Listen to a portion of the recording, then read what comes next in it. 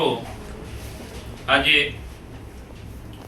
સમય સંખ્યા પ્રકરણમાં આપણે 2/7 અને 3/7 વચ્ચેની સમય સંખ્યાઓ શોધવાનો દાખલો કરીશું.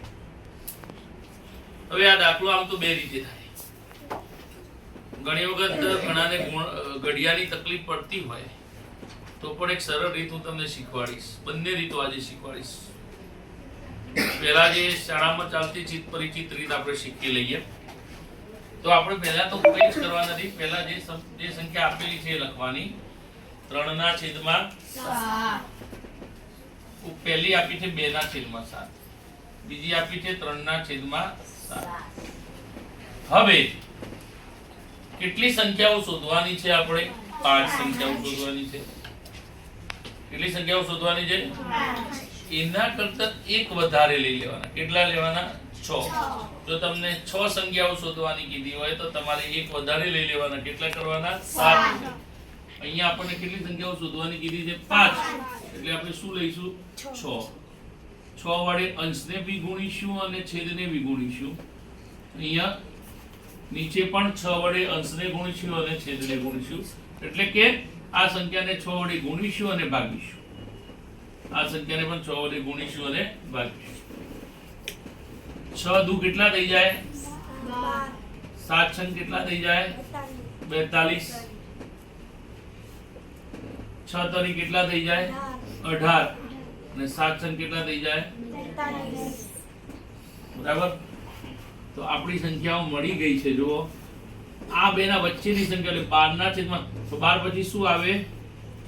13/42, 14/42, 15/42, 16/42 અને 17/42.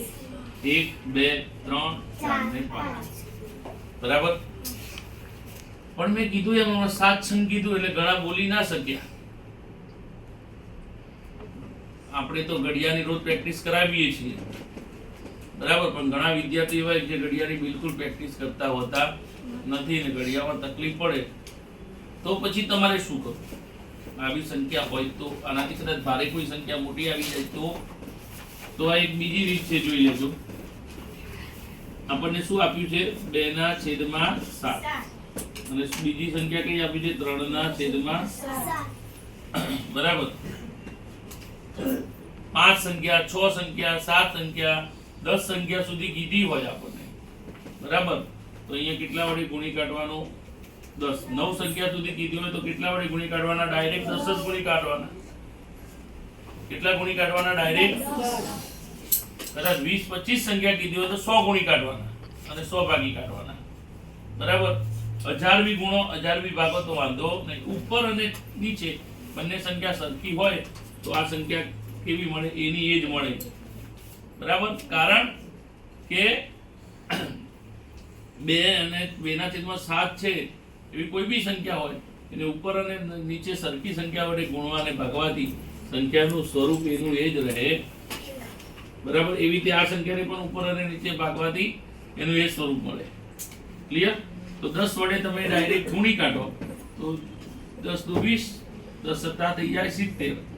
અહીંયા 10 તરી 30. આ આપણને સરળ પડે,